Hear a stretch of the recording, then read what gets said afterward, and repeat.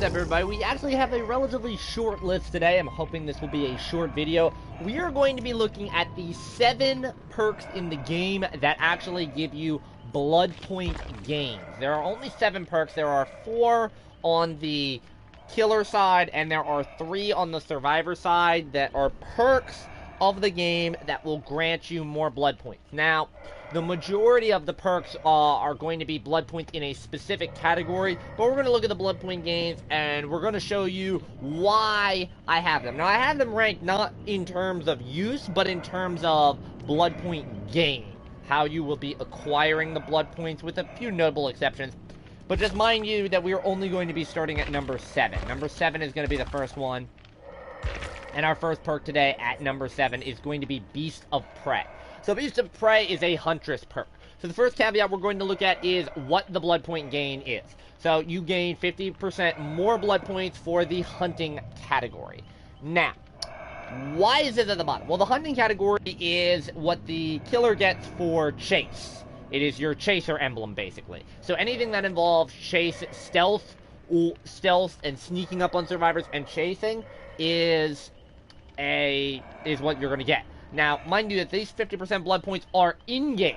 There's a big thing that you're going to notice, which is in-game and out-of-game. So, in-game blood points, which is what this is, means you basically fill up that category slightly faster. So you get to your 8,000 cap faster, whereas for the out-of-game or the post-game bonus, that affects your total overall score for that category. Now, Beast of Prey is at the bottom, because it is probably the hardest of the 3 killer perks to work into or the 4 killer perks to work into the build. And that's why it's at number 7 right here. What it does is you gain the undetectable stats effect when you hit Bloodlust Tier 1. That means you have to be in chase with the survivor for 15 seconds. And you lose Bloodlust anytime you break a pallet as well. And this status effect is removed once you lose Bloodlust. The reason why is it's very hard to fit into a build. The 50% bonus blood points in hunting is not worth it. You're better off. There's actually an add-on for the hunting category. It's the equivalent of basically a brown hunting category add-on, but it is in-game. Whereas that hunting category is post-game. So this perk is relatively shitty in that regard. You can work Beast of Prey into a build. It's just not... It's not easy to do. The amount of times I have had Beast of Prey used against me successfully, I can count on one hand. I think it's 3. It might be 4. I know a Ghostface ran it on me, but I can't tell if that was Beast of Prey or if that was the Ghostface. Number 6 is the first survivor perk, the first of the 3 survivor perks. It is No One Left Behind. This again fits the same build that Beast of Prey did, so the blood points that are gained are all in-game blood points. So, the big problem with this is that the blood point gains only kick in at the end of the game during the end-game collapse, when an exit gate has been opened. And it doesn't even work during end-game collapse officially, because if the hatch gets closed, it still doesn't activate. So you have to have a gate open. That means for the last 2 or so minutes of the game, you get this, which is 100% bonus blood points for healing and unhooking other survivors. You get roughly 300 for a heal, normally, and that goes up to 500 for a late heal, and you usually get, it'll go to 1,500 for a late hook. So you will be doubling those blood points. So you're getting 3 grand a hook, and you'll be getting 1,000 a heal. The problem with this is that the scenario that this perk is effective is just so minuscule. The amount of time you have to effectively use this. And it's an in-game blood point game. So, if you've already been healing and unhooking earlier in the game, you may have already maxed out that category, you get no benefit of the blood point gain. The real value to this perk is the other caveat, which is the aura of all other survivors are revealed to you, and the 50% action speed to healing and unhooking other survivors, which is nice. It is basically a botany knowledge and a dying light stacked up in one. It's dying light plus a little bit of botany. It's a nice heal and unhook bonus, but again, the caveat is you have to have a gate open. It does not work if endgame collapse is triggered off a hatch close. You have to open a gate, and it does not work, like saying NOED, when the gates are powered. So this is a very easy perk to run and never use. It does have a much stronger effect than Beast of Prey, which is why I have it at 6, but these two are pretty insignificant. Number 5, we have to go back to Killer. This is Thrill of the Hunt. Thrill of the Hunt is actually a very sneaky perk. Pretty effective. But the main downside to Thrill of the Hunt is by itself, it is pretty much worthless. The way it works is, you will gain 10% more blood points for each totem that is alive in the map, in the hunting category. So, there's a bunch of caveats to this. First off, it is like Beast of Prey.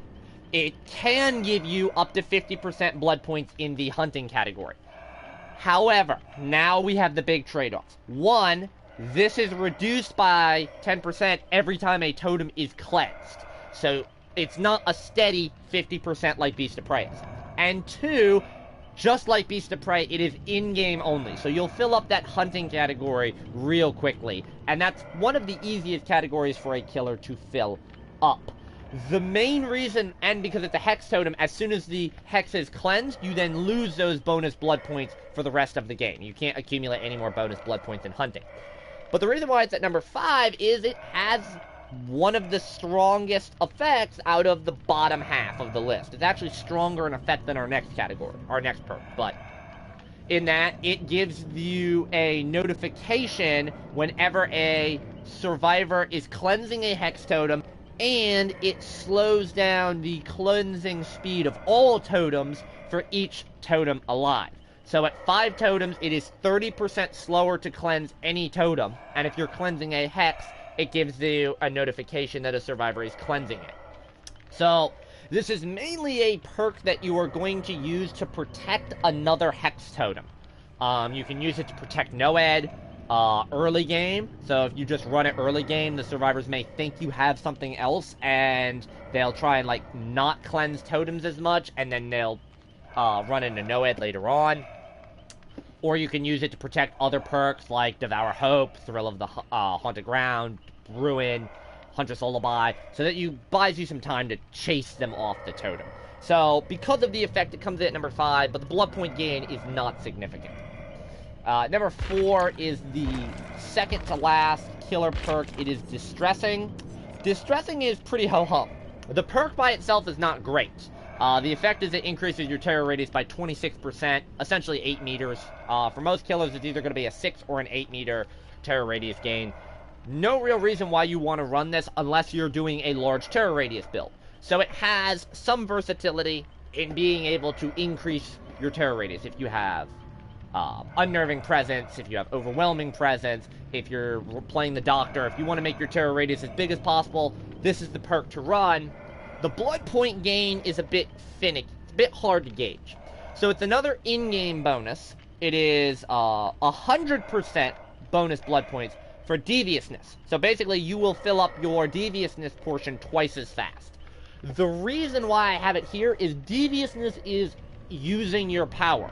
Certain killers' powers fill up very slowly. For example, the Hillbilly has 2 categories that he can fill up his power off of. So downing survivors with the chainsaw and chainsaw sprinting.